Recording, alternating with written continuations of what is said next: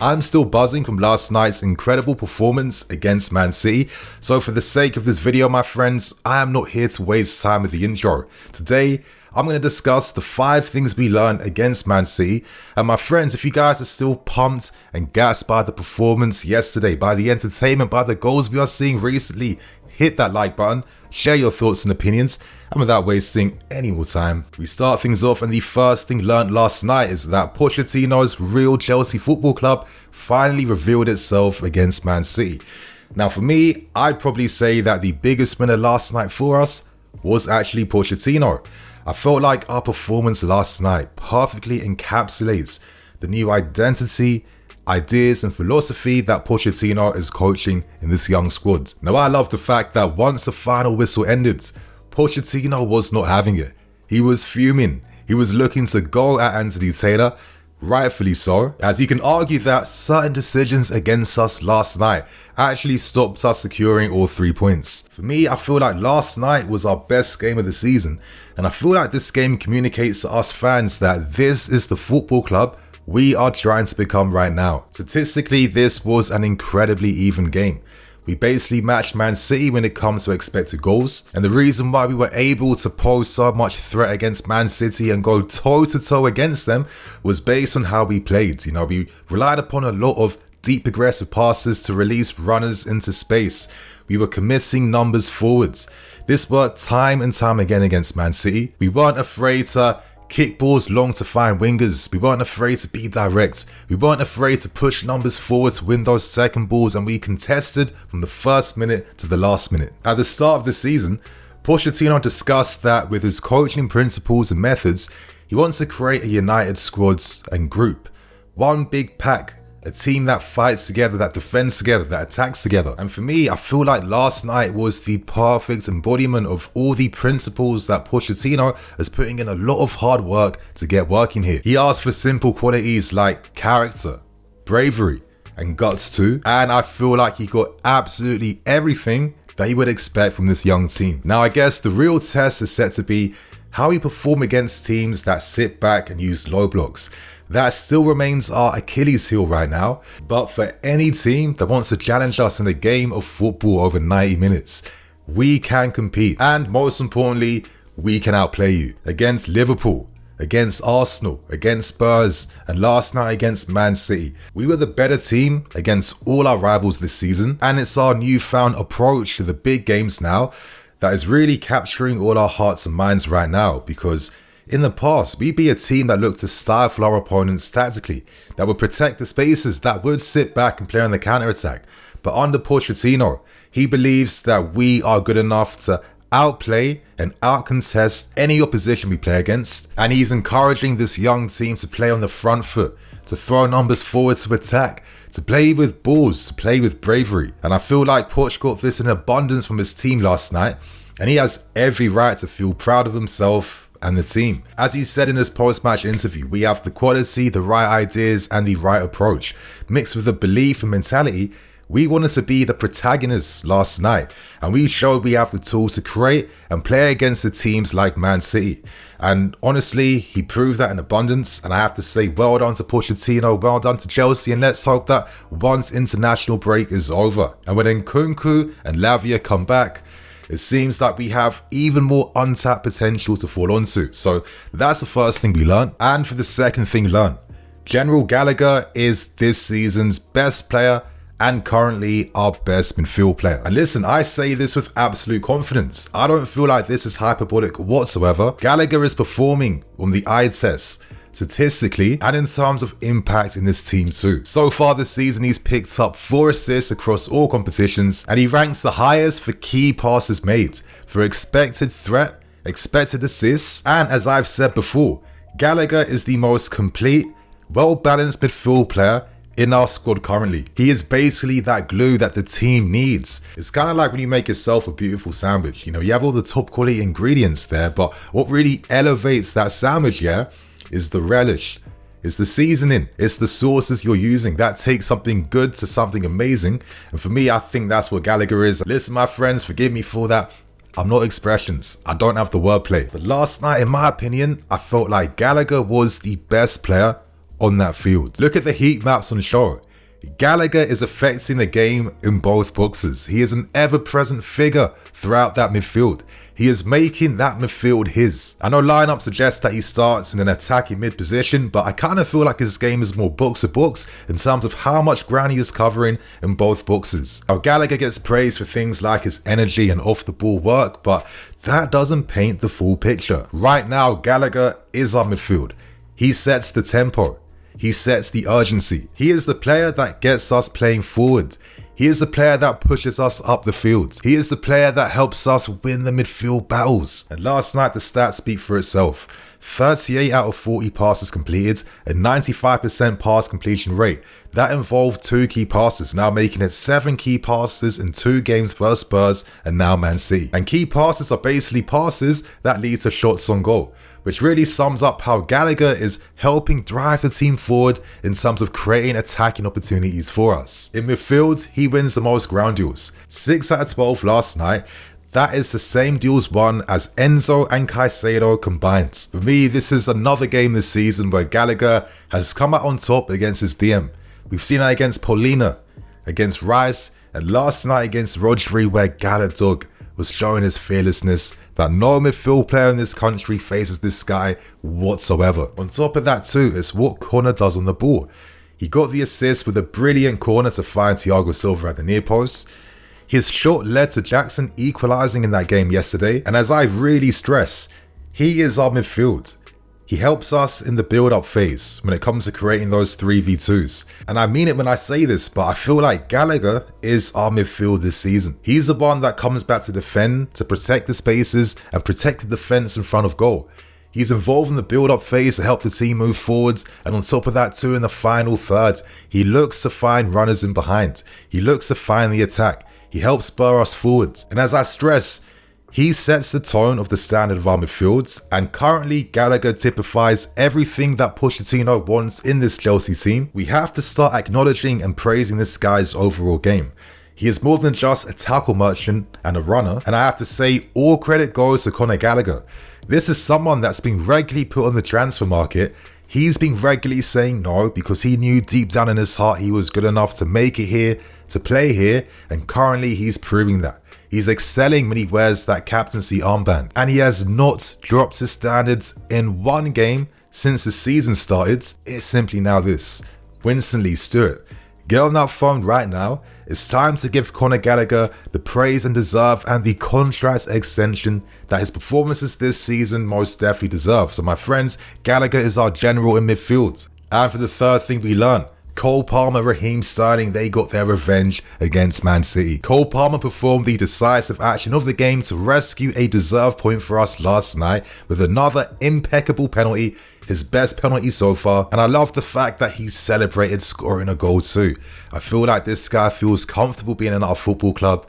It's going to be very exciting to see how Palmer continues to develop over the next few years. I thought Peter Drury's quote last night when he scored was absolutely beautiful.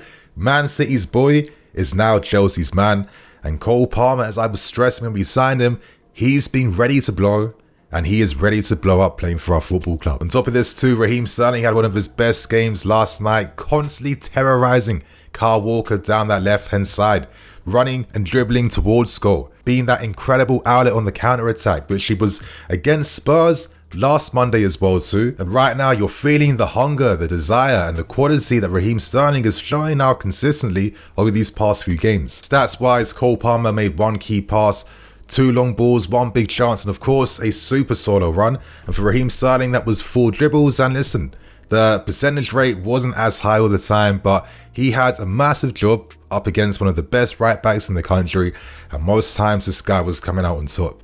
For me, Cole Palmer was an ever-present figure down that right-hand side. I'm always praising this guy's quality to play in both halves. Like, he doesn't slack defending off the ball. Look, he was constantly supporting Reece James down that right-hand side last night. I feel like in moments like this, it still shows that he can improve. Like, before this counter-attack was made, I felt like he should have released a pass a lot earlier actually to find Conor.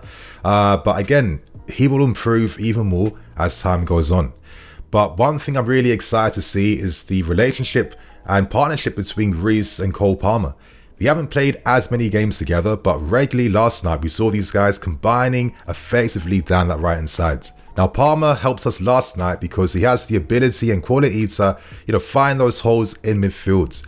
It really gave us like an extra outlet when we needed that. And it sums up this guy's overall quality playing across midfield and attacking positions. See, he's cutting inside, looking to play a nice pass between the lines to find Enzo.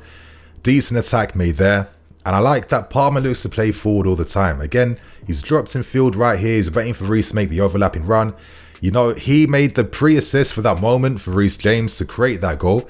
And again, this is what I'm saying about, I can't wait to see how Palmer and Reece can continue to play more games together to improve and build upon this budding new partnership. And here, second half, he moves to play as a 10 centrally, carrying the ball forwards, running towards goal, looking to make things happen and not slouching defensively off the ball either by double teaming James. I feel like Palmer is what we hope Hakim Ziyech would be.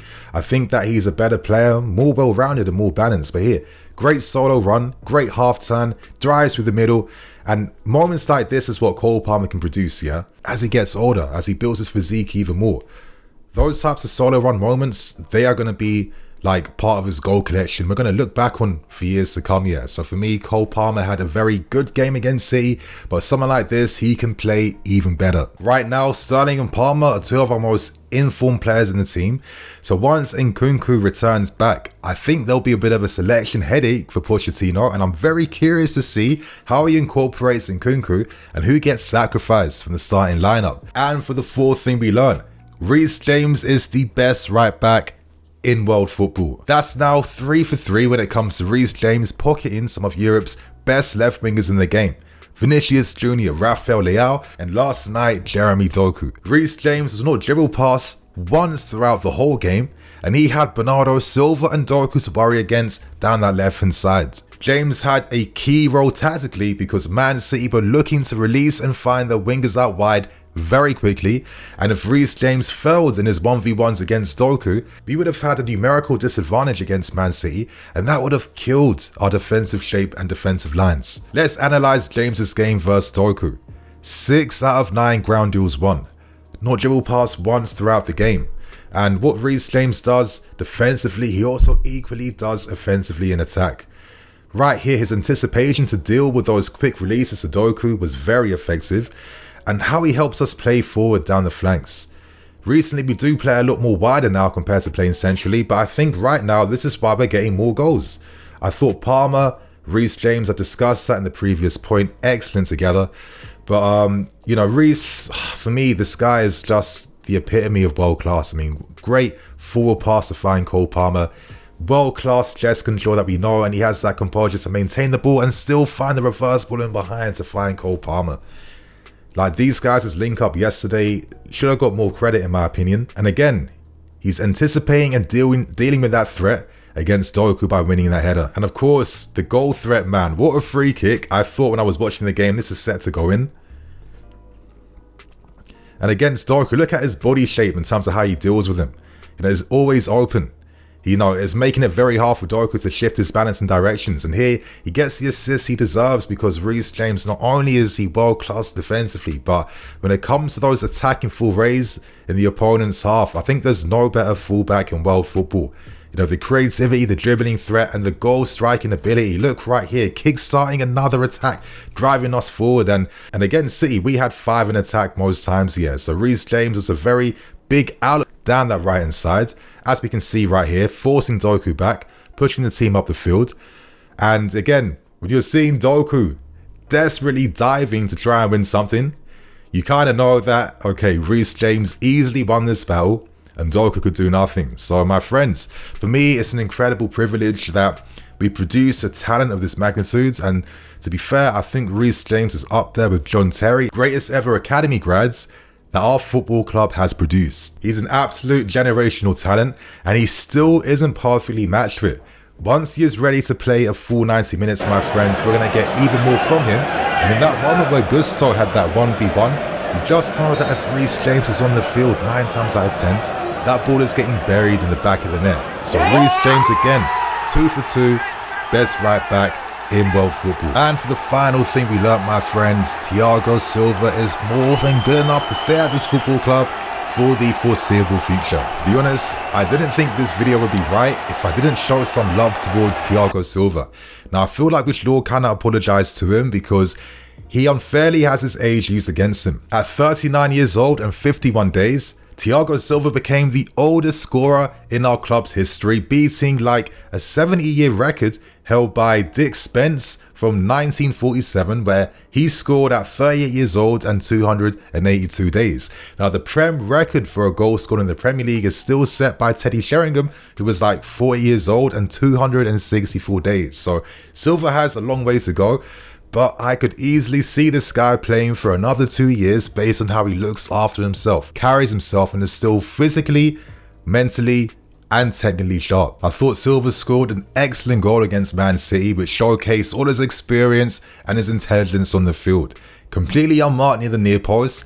Excellent power with his neck muscles to direct that ball to the bottom far post, and I think Silva's heading technique is like up there with John Terry's in terms of best I've ever seen. Allegedly, reports suggest that Silva wants to remain here for one more season for the sake of his son, who is currently playing in our academy. But after seeing his performances this season, especially when we all assumed that with the club's new strategy focused around youth, that Thiago Silva might play the granddad role in the team, offering that experience as a backup defender.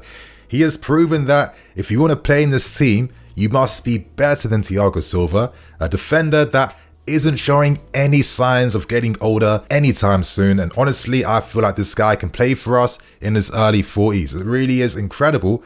I've not seen something like this before, and I think it's an incredible testament to the quality, the intelligence, the character and the leadership of Thiago Silva. So my friends, they're the 5 things we learned. I hope you guys enjoyed today's video.